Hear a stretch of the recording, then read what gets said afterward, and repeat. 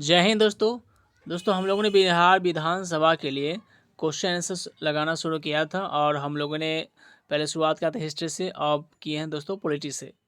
तो हम लोगों ने पॉलिटी के पिछले वीडियो में 165 तो क्वेश्चन कर चुके थे।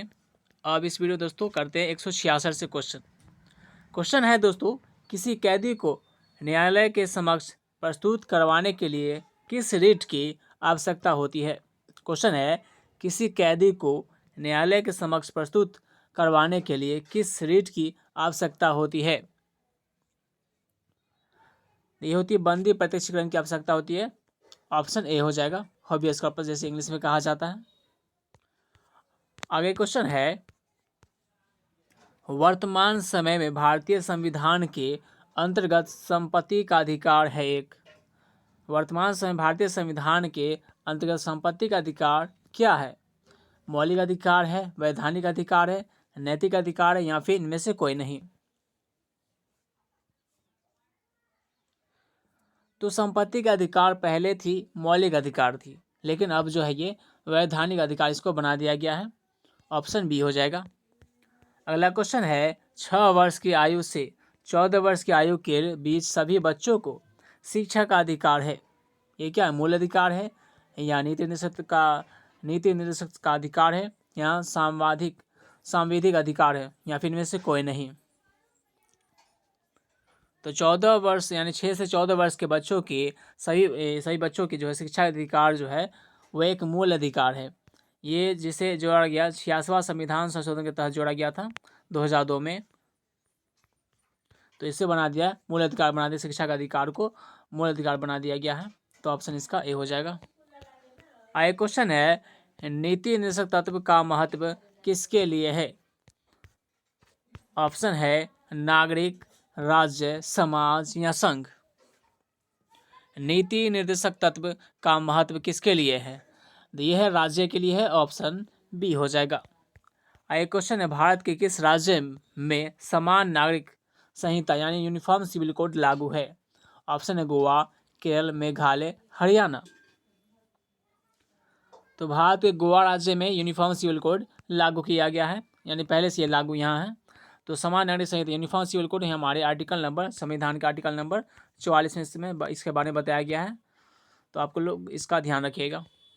आगे क्वेश्चन है, राज्य के नीति निर्देशक सिद्धांतों में से किस अनुच्छेद का संबंध अंतर्राष्ट्रीय शांति और सुरक्षा के संवर्धन से है। वो अनुच्छेद 51 से है। ऑप्शन सी हो जाएगा। आगे क्वेश्चन है, संविधान में कल्याणकारी राज्य का आदेश दिया जाता है मूल अधिकारों में, प्रस्तावना में, नीति निर्देशक तत्वों में या संशोधन में।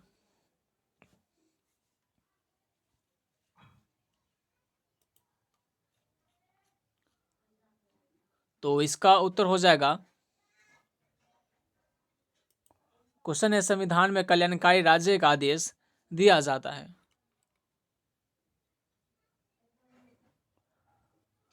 तो ये दिया जाता दोस्तों नीति निर्देशक तत्व में। ऑप्शन सी हो जाएगा, जो कि इसके बारे में भाग 4 में है। आगे क्वेश्चन है, भारतीय संविधान में मूल कर्तव्य कब समाविष्ट किए गए। 1972, 1976, 1977, 1979। तो इसका उत्तर होगा 1976। ऑप्शन बी हो जाएगा। आगे क्वेश्चन है, भारतीय संविधान में मौलिक कर्तव्यों की सूची निम्नलिखित में से किस भाग के रूप में जोड़ी गई थी।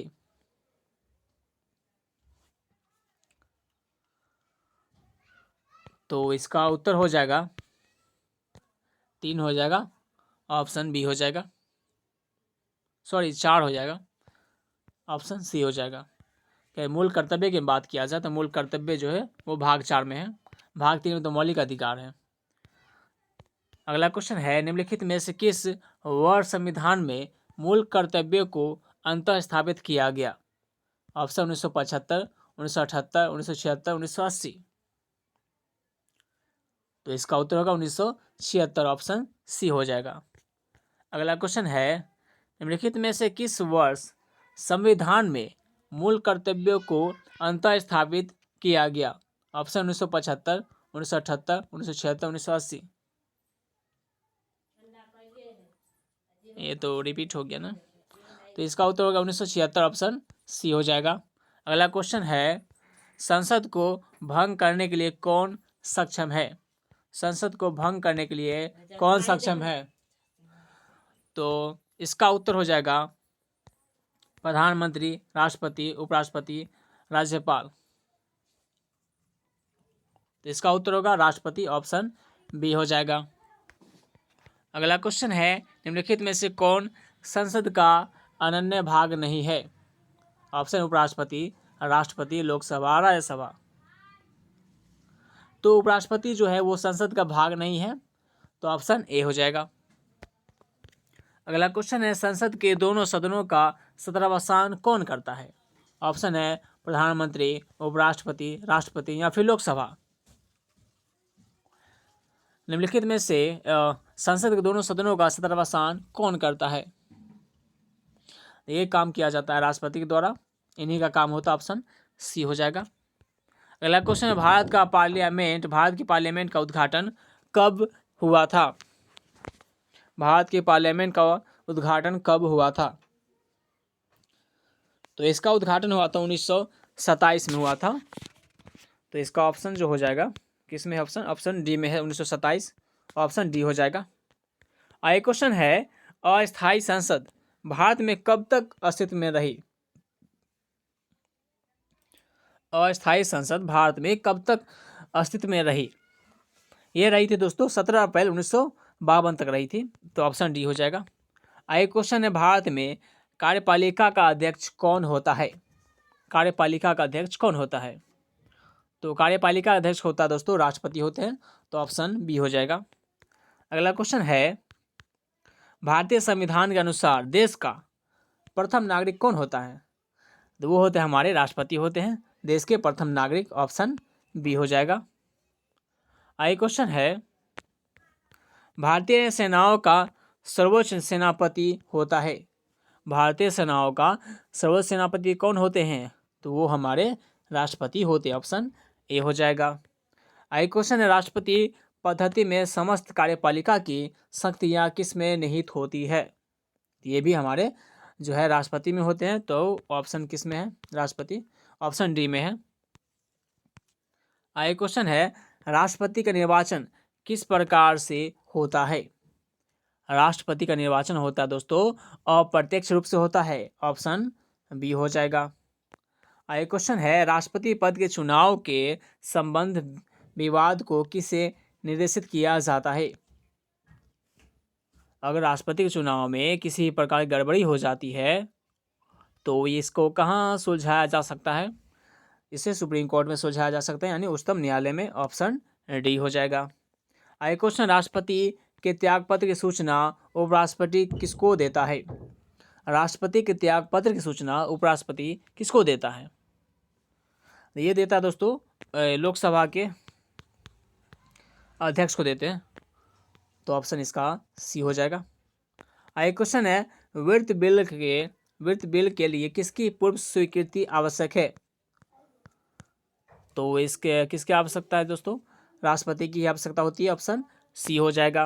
अगला क्वेश्चन है, निम्नलिखित में से किसे राष्ट्रपति नियुक्ति नहीं करता है? ये चार ऑप्शन में से राष्ट्रपति किसकी नियुक्ति नहीं करता है? तो इसमें से जो है योजना आयोग को राष्ट्रपति नियुक्ति नहीं करते हैं, इनका योजना आयोग जो है करते हैं वो पीएम करते हैं, तो ऑप्शन ए हो जाएगा।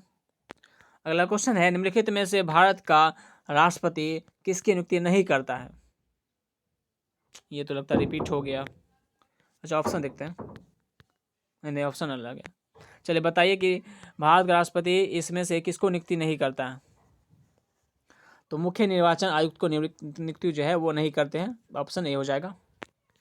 अगला क्वेश्चन, राष्ट्रपति का रिक्त स्थान पर भर लिया जाना चाहिए।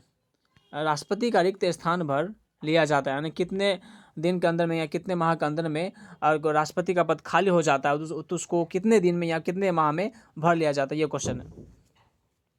तो इसको 6 माह के अंदर में भर लिया जाता है, ऑप्शन बी हो जाएगा।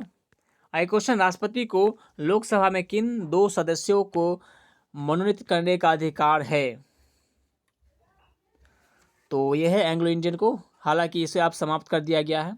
ऑप्शन ए हो जाएगा। एंग्लो इंडियन को जो लोकसभा 2 एंग्लो इंडियन को नियुक्त किया जाता है राष्ट्रपति के द्वारा, अब इन्हें समाप्त कर दिया गया है। अगला क्वेश्चन है, अध्यादेश जारी करने का अधिकार किसके पास होता है? ऑप्शन है, अध्यादेश जारी करने का अधिकार राष्ट्रपति का कौन सा अधिकार, ये क्वेश्चन है। तो ऑप्शन बताइए इसमें से कौन सा सही हो जाएगा। अध्यादेश जारी करने का अधिकार राष्ट्रपति का कौन सा अधिकार है? ये उनका विधायी अधिकार है। ऑप्शन सी हो जाएगा। आगे क्वेश्चन, राष्ट्रपति के चुनाव में विवाद होने पर किसकी सलाह ली जाती है? सलाह किसकी ली जाती है? तो ये सर्वोच्च न्यायालय की सलाह लिया जाता है, ऑप्शन यानी ऑप्शन बी हो जाएगा। अगला क्वेश्चन है, लाभ के पद का निर्णय कौन करेगा? लाभ के पद पर का निर्णय कौन करेगा? ये करते राष्ट्रपति और राज्यपाल करते हैं। ऑप्शन बी हो जाएगा। लाभ का पद मतलब समझिए कि सरकारी नौकरी जो होता है वही लाभ का पद कहलाता है। तो नेता बनने के लिए लाभ का पद जो है छोड़ना पड़ता है, तभी आप नेता बन पाएंगे, या फिर MP MLA। तो इसको जो है लाभ का पद निर्णय कौन करेंगे? ये राष्ट्रपति और राज्यपाल करते हैं। अगला क्वेश्चन है, भारत सरकार का संवैधानिक अध्यक्ष कौन है? भारत सरकार का संवैधानिक अध्यक्ष कौन होता है? तो वो तो हमारे राष्ट्रपति ही होते हैं। तो ऑप्शन ये हो जाएगा इसमें। अगला क्वेश्चन है, भारत में राष्ट्रपति राज्यसभा के कितने सदस्यों को मनोनीत कर सकता है? तो राज्यसभा में कुल 12 सदस्यों को मनोनीत किया जाता है। तो ऑप्शन इसका डी हो जाएगा। अगला क्वेश्चन, भारत के पहले राष्ट्रपति के रूप में डॉक्टर राजेंद्र प्रसाद का चुनाव किया गया था। तो संविधान सभा के द्वारा किया गया था इनका चुनाव। ऑप्शन बी हो जाएगा, ऑप्शन डी हो जाएगा इसका उत्तर। अगला क्वेश्चन है, भारतीय गणतंत्र का वह कौन सा राष्ट्रपति था जो सदा भारतीय धर्म निरपेक्षता को सर्वधर्म समभाव कहता रहा? वो है doctor S Radhakrishnan. Option B हो जाएगा। आगे क्वेश्चन है, संसद में शामिल नहीं है। इन 4 ऑप्शन में से बताइए कि संसद में कौन शामिल नहीं है? तो संसद में शामिल मुख्य निर्वाचन आयुक्त नहीं है। संसद जो बनता है वो राज्यसभा, राष्ट्रपति और लोकसभा, ये तीनों से मिलकर बनता है संसद। आगे क्वेश्चन है, युद्ध की घोषणा या शांति का फैसला करने में कानूनी रूप से सक्षम है? तो कौन है? राष्ट्रपति है। ऑप्शन बी हो जाएगा। आगे क्वेश्चन है, भारत के राष्ट्रपति के पास कौन सी वीटो शक्ति होती है? हमारे भारत के राष्ट्रपति के पास कौन सी वीटो शक्ति होती है? तो ये सभी होते हैं, निलंबित निषेध होती है, पूर्ण निषेध होते हैं और पॉकेट वीटो, ये सभी हैं हमारे भारत के राष्ट्रपति के पास होते हैं। तो इसका ऑप्शन नंबर डी उत्तर हो जाएगा। अगला क्वेश्चन है, निम्नलिखित में से कौन भारत के राष्ट्रपति के चुनाव में भाग नहीं लेता? भारत के राष्ट्रपति चुनाव में इसमें से कौन भाग नहीं लेता है? तो ये विधान परिषद नहीं लेते हैं। ऑप्शन सी हो जाएगा। चूँकि विधान परिषद जो है वो सभी स्टेट में नहीं है, इसलिए ये भाग नहीं लेते अब विधान परिषद। आगे क्वेश्चन है, एक ही व्यक्ति को कितनी बार भारत का राष्ट्रपति बनाया जा सकता है? तो ये कई बार बन सकते हैं। ऑप्शन ए हो जाएगा। आगे क्वेश्चन है, लोकसभा का नेता कौन होता है? लोकसभा का नेता प्रधानमंत्री होते हैं। ऑप्शन ए हो जाएगा। आगे क्वेश्चन है, अविश्वास प्रस्ताव किस सदन में लाया जाता है? अविश्वास प्रस्ताव जो लाया जाता है दोस्तों वो लोकसभा में लाया जाता है। तो ऑप्शन बी हो जाएगा। आगे क्वेश्चन है, लोकसभा की बैठक किस प्रकार समाप्त की जाती है? लोकसभा बैठक को किस प्रकार से समाप्त किया जाता है?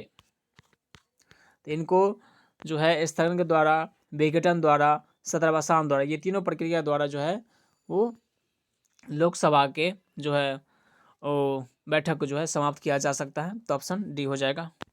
आगे क्वेश्चन है, लोकसभा सदस्य अपना त्याग पत्र किसको देते हैं? लोकसभा सदस्य अपना त्याग पत्र किसको देते हैं? तो वो देते अपने लोकसभा के अध्यक्ष को देते हैं।